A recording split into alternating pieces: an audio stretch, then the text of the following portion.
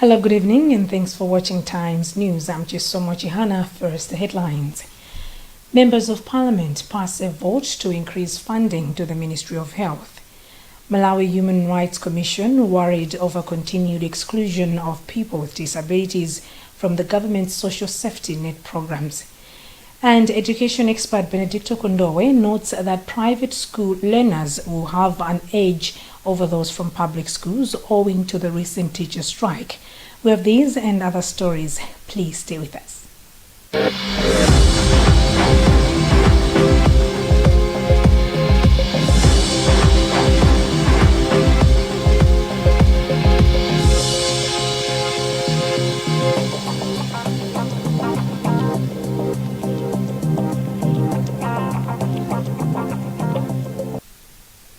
In our first story, members of Parliament have passed a vote to increase funding to the Ministry of Health from 114.7 billion kwacha to 134.6 billion kwacha.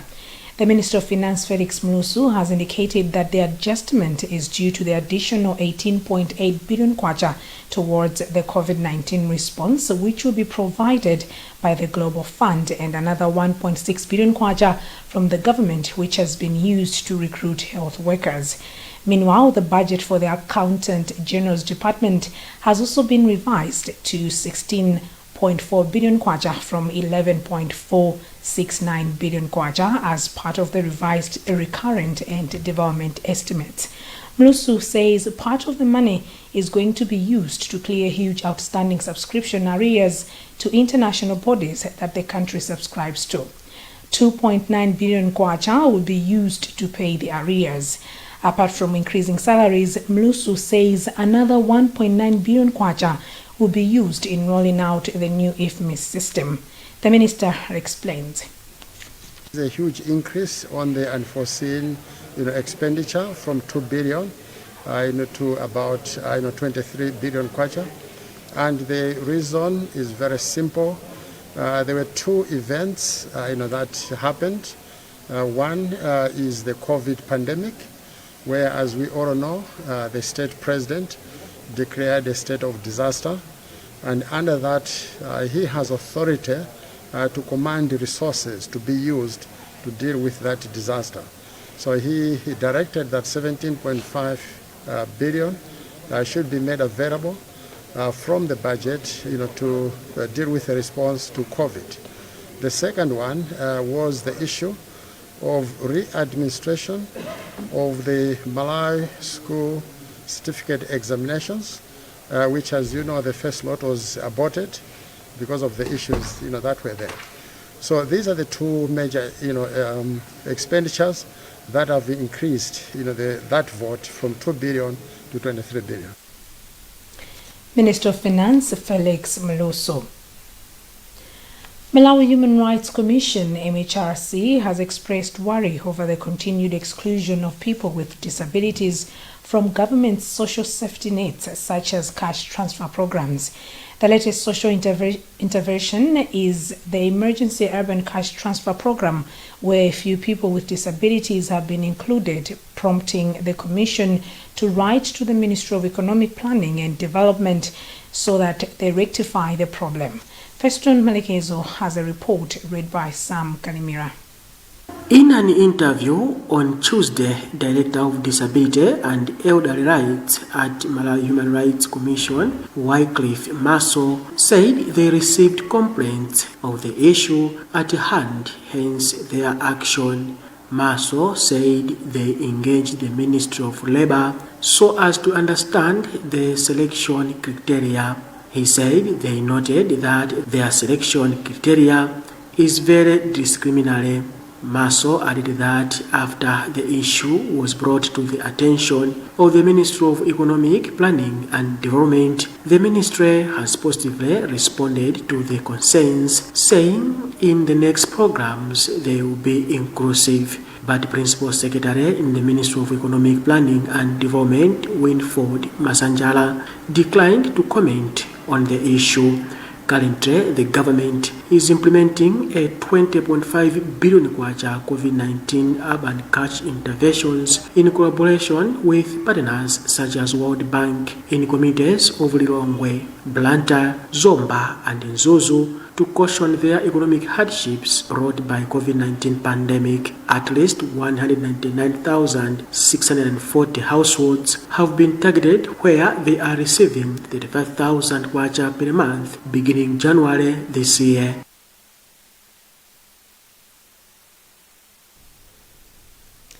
An education expert, Benedicto Konoe, has observed that the 2-week teachers' strike could work to the advantage of private school learners in upcoming national examinations, while public school learners struggle. Since schools were opened on February 22, 2021, after a long break due to the COVID-19 pandemic, learners were not attending classes due to a stay away championed by the Teachers Union of Malawi, TUM. Wezigausi reports. With the pandemic taking its toll, teachers wanted the government to give them risk allowances, just like other frontline workers. The strike was called off on Monday this week. Kondowe said the 2-week teacher strike would negatively affect the education system in the country. He also observed that the 2-week delays entailed that teachers would have a huge workload to deliver to the learners. My own view is that the 2-week that we have lost is quite enormous. Enormous in the sense that our curriculum is heavy loaded, meaning that already we are implementing a curriculum that requires more time than what is currently being provided.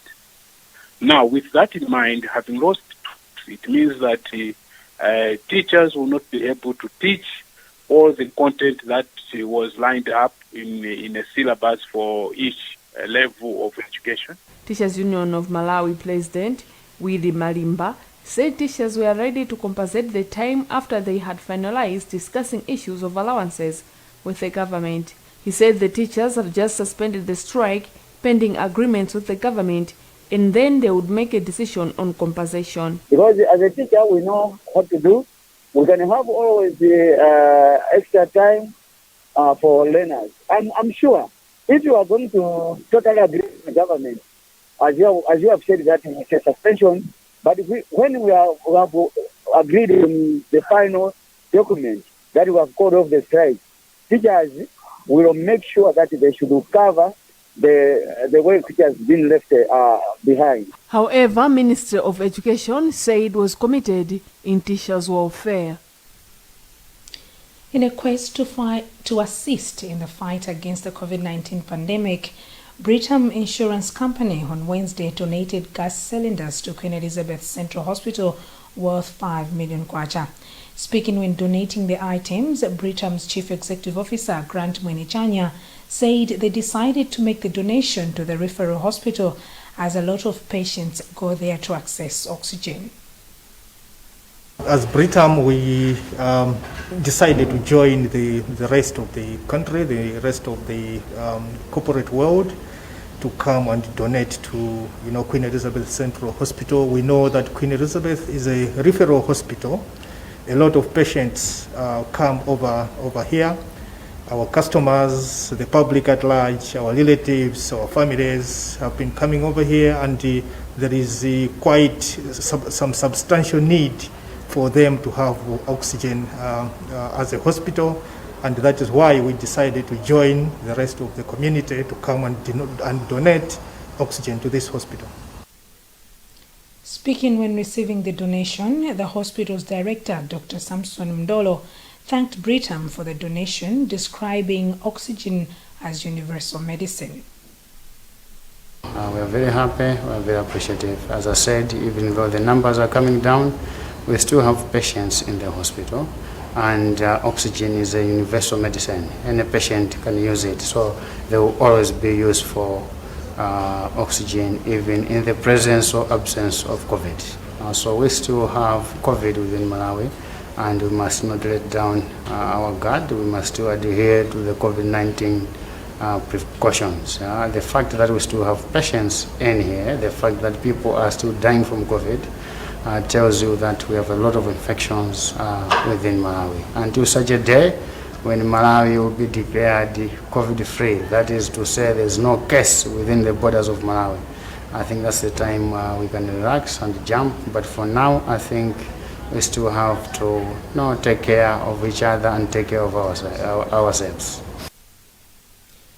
A survey by the Center for Human Rights and Rehabilitation, CHRR, and Ugandan-based African Freedom of Information Center has revealed that less than 1% of Malawian women do business with government. The survey, which included one-on-one interviews and focus group discussions with over 80 indigenous women entrepreneurs drawn from Lilongwe's formal and informal sectors, revealed that public contracting in Malawi is overwhelmingly male-dominated. We have more in this report. The revelations come a few days after Malawi joined the rest of the world in commemorating the International Women's Day under the theme Women in Leadership at All Levels, Achieving an Equal Future in a COVID-19 World. According to the study, women perceived that there was widespread discrimination on the basis of gender during the bidding process, suggesting that focus had been put on companies owned by men. The study further established that female contractors often face sexual harassment, where individuals in position of power demanded sexual favors as bribes to get the contracts. Michael Kayatsa is executive director of CHRR and says it is outrageous that less than 1% of government contracts go to women. As a country, we've been talking about promoting women economic empowerment, and yet this cannot be achieved if women do not have a chance, to do business with the government. So what we are saying in our statement is that the government and the other people, so stakeholders, need to look at this issue critically to make sure that we find a way to promote women's, participation in public contracting, because that's the only route, to ensure that we were able to, empower them economically. In his State of the Nation address delivered in Parliament on September 4 last year, President Lazarus Chakwera pledged to empower the youth and women to unlock economic potential of Malawi as a whole. This is Times News, and we'll be back after this break.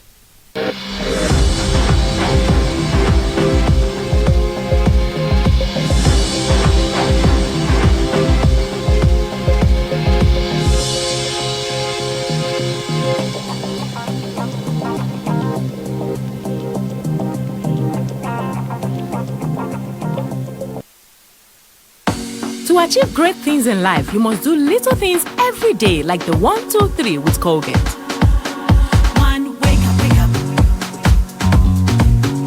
2, brush up, brush up. 3, smile through your day with a fresh breath and strong tea. Smile through your day with a fresh breath and strong tea. Do the 1, 2, 3 with Colgate and give yourself a future to smile about. If there's one thing that all soaps do, it's wash. From buckets to basins, bathrooms to streams, and everything in between. All soaps wash. Yes, but Protex is different. Its reinvented formula with flaxseed oil boosts your skin's natural anti-germ defenses by 10 times more, protecting you against 99.9% of germs. So what keeps us healthy? Protex! Good health starts here.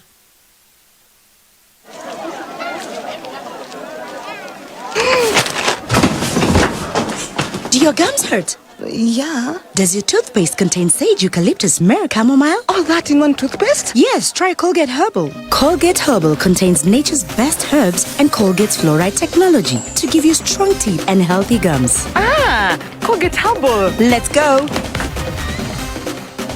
Colgate Herbal for strong teeth and healthy gums naturally.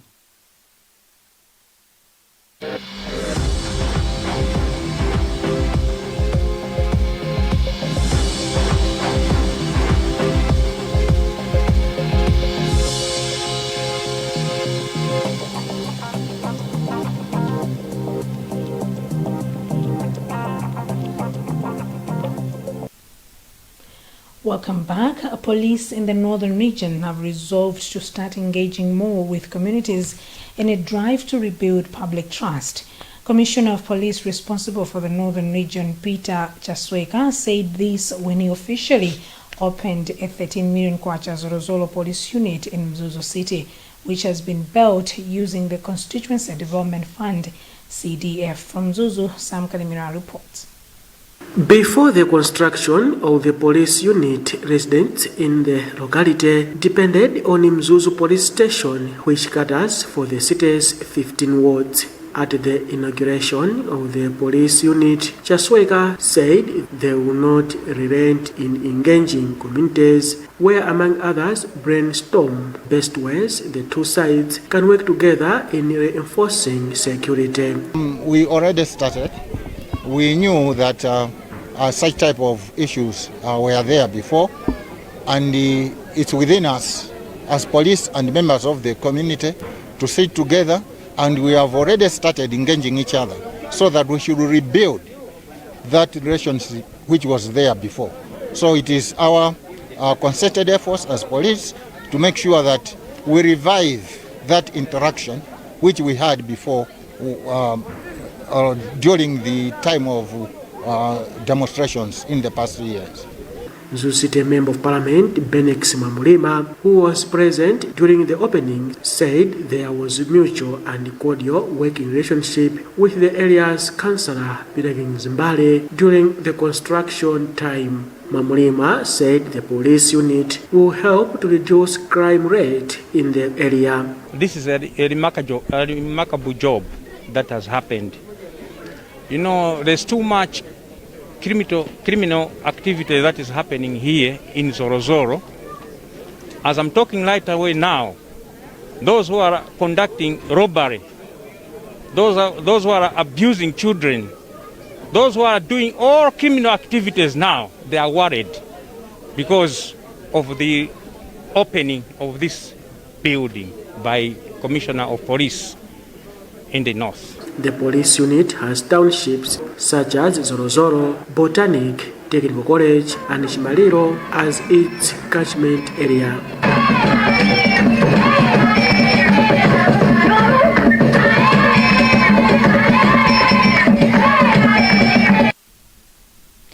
In international news, Senegal opposition leader Ousmane Sonko is out on bail after being indicted on a rape charge that has sparked violent protests across the country over the past week.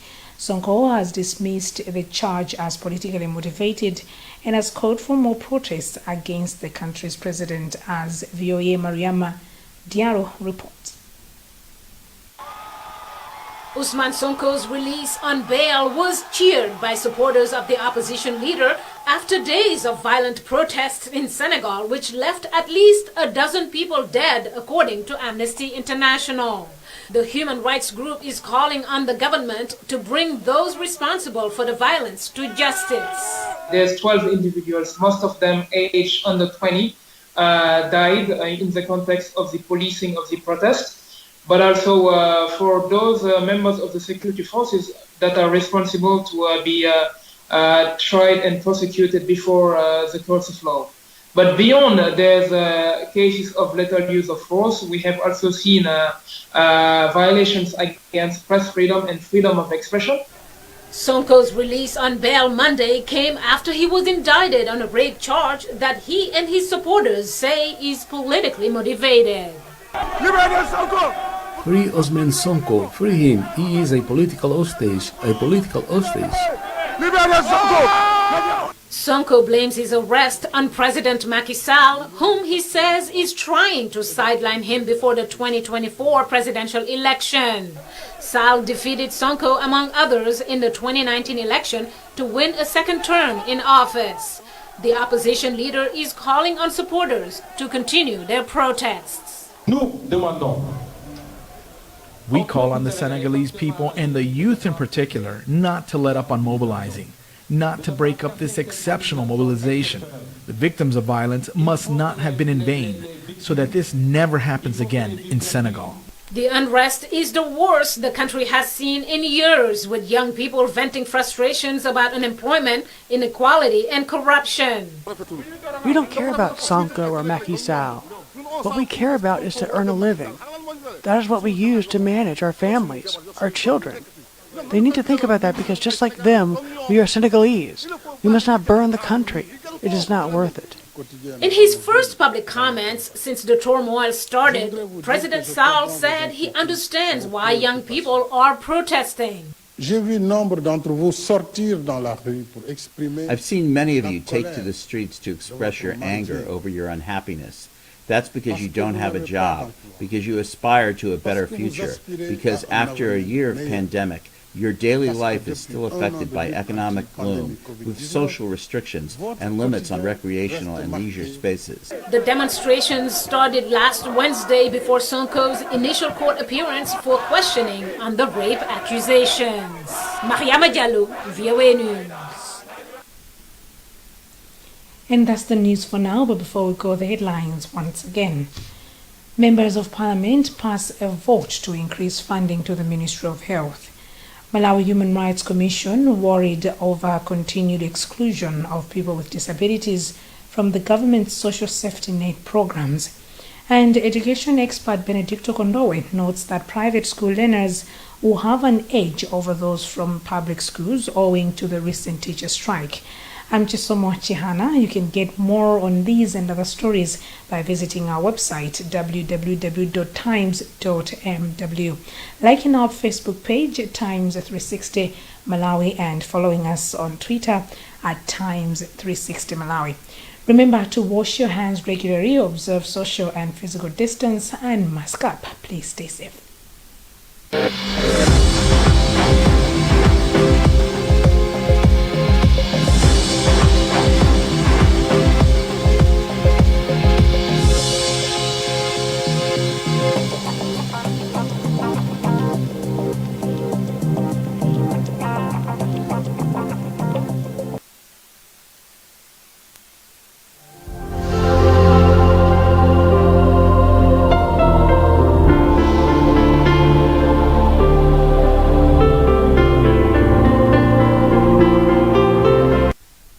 Good evening, it's time for the weather report. I am Gary Samati. Expect scattered rains with occasional thunderstorms. This is due to the Congo air mass, which remains dominant over Malawi. Advisory: threat of flash floods is high, so avoid crossing flooded or fast-flowing waters. In Shire Valley, expect partly cloudy conditions with isolated rain showers tonight and during early morning. Hot and partly cloudy conditions with rain showers over a few areas during the afternoon. In Southern Highlands, expect localized thundery rain tonight and during early morning. Partly cloudy conditions with locally heavy rain and occasional thunderstorms later in the afternoon. In central areas, expect rainy weather with occasional thunderstorms tonight and during early morning. Expect locally heavy rain with thunderstorms during the afternoon. In lakeshore areas, expect localized rain and thunderstorms tonight and during early morning. Rains and thunderstorms will likely persist later during the afternoon. Locally heavy rain and thunderstorms during the afternoon. And in northern areas, expect rainy weather with occasional thundery activities possible tonight and during early morning. Localized rains with occasional thunderstorms in the afternoon. Focus temperatures: Ngabu a minimum of 24 degrees Celsius and a maximum of 34 degrees Celsius. Blantyre a minimum of 17 degrees Celsius and a maximum of 24 degrees Celsius. Lilongwe a minimum of 19 degrees Celsius and a maximum of 25 degrees Celsius. Mangoji a minimum of 23 degrees Celsius and a maximum of 30 degrees Celsius. And in Zuzu a minimum of 17 degrees Celsius and a maximum of 24 degrees Celsius. Wind will be northeasterly but gusty in stormy areas. And on Friday, expect heavy rains associated with thunderstorms over most areas. Let's now conclude with the times for sunrise and sunset for tomorrow, 11 March 2021. In Zuzu, the sun will rise at 13 minutes to 6 and will set at 1 minute past 6. In Lilongwe, the sun will rise at 12 minutes to 6 and will set at 3 minutes past 6. And in Blantyre, the sun will rise at 21 minutes to 6 and will set at 1 minute past 6. That's the weather for tonight. I am Gary Samati. Have a lovely evening.